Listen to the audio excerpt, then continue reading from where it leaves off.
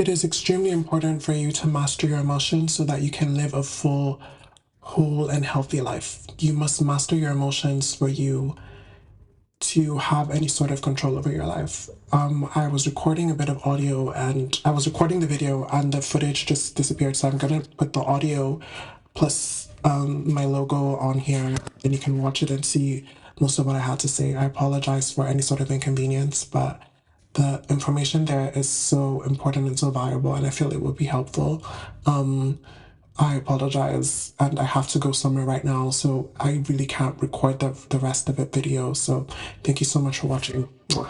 The key to life is mastering your emotions. You have to get to the point where you master your emotions to be able to control everything. I thought I should do this video because a friend of mine had asked me, how come you don't do any drugs, you don't drink, or you don't do whatever? I've gotten to the point where I master my emotions and to a point where I don't need them.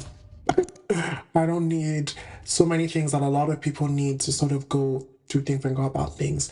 And the best way to do that and get to that point is it's not having or being any sort of more moral high ground.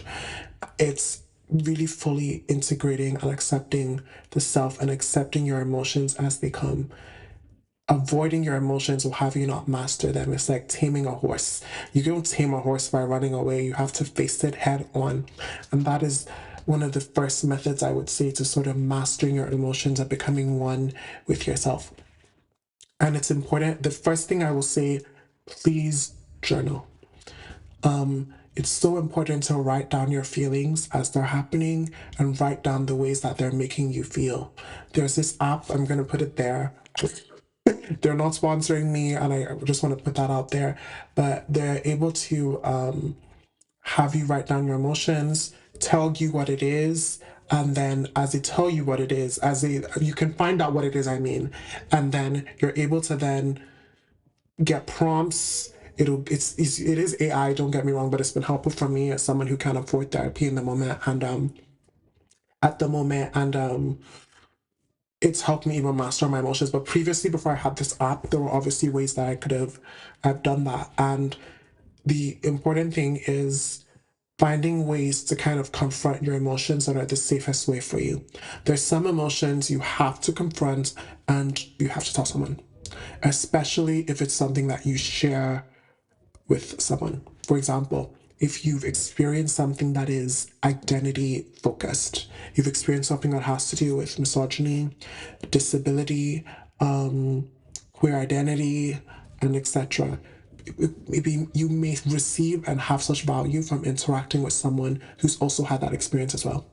And you then can understand and even see the ways that they've handled and they perceived it. And usually when you open up to someone about it, because they're not involved in it, it's the important part of opening up, because sometimes we're crueler to ourselves and other people because they're not so involved in it, because it didn't happen to them as it happened to you. You can then respond, they usually respond kinder, sorry, than your inner critic that will eat you alive and be like, it's my fault.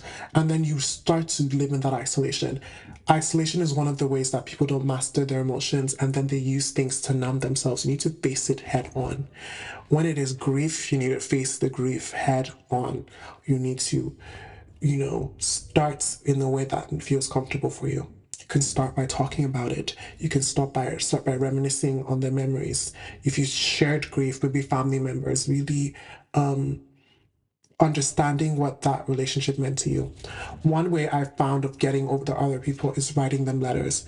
Relationships are so nuanced and relationships are so complex.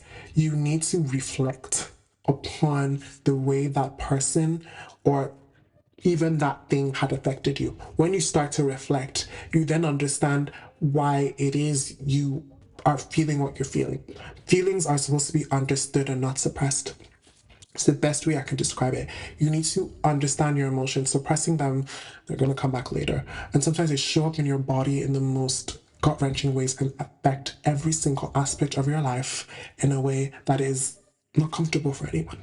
So it's so important, and it's so, it's so like you need to get to the point of where you're constantly reflecting letter writing helped me. And if you write a letter every day to the person, you then reflect on certain memories, reflect on how they made you feel. Usually, when there's a loss involved, you can feel a certain betrayal. You can feel a certain hurt. You can feel a certain sadness. You can feel an anger. Reflect on all those feelings because all those things are happening at once.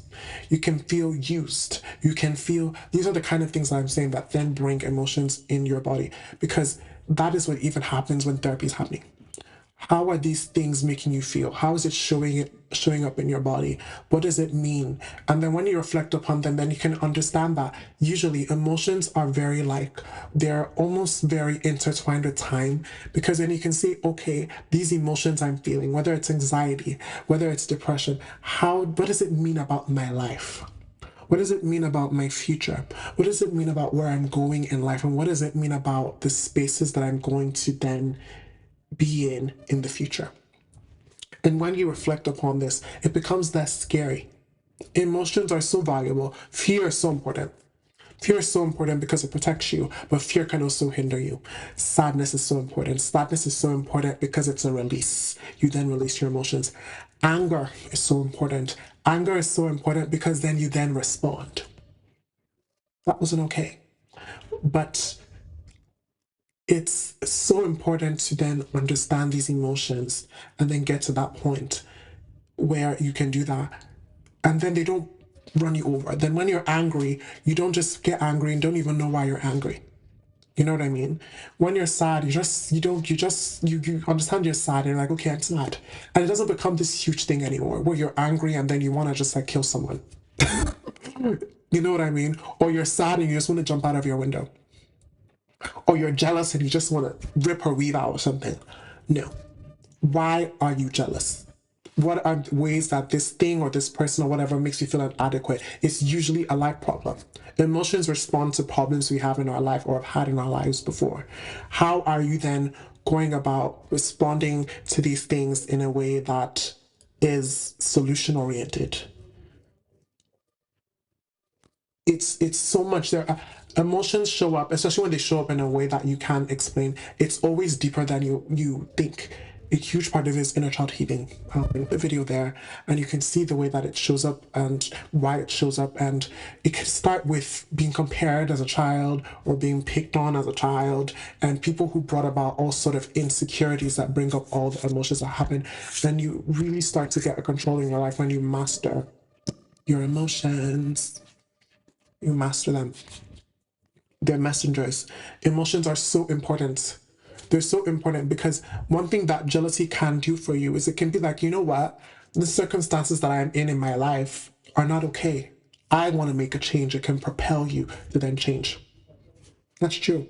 And make a change in your life, because usually jealousy comes from a lack of resource. Look at the society we lived in. Again, we should be jealous in the sense where, like, how are most of us living the way that we live? And people are living in such wealth and such abundance, and most of us can't even afford anything.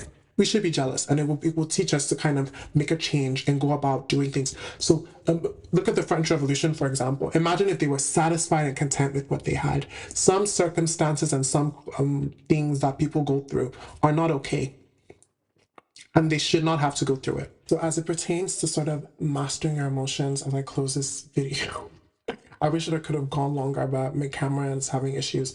It's important to get to the point where you see the ways that emotions are holding you and the way that emotions are allowing you to kind of show up or take space in your own life. It's so important, and I hope this video was helpful. Please make sure to like, comment, and subscribe. And thank you so much for watching. It's Asha Lovely Day telling you to have a lovely day.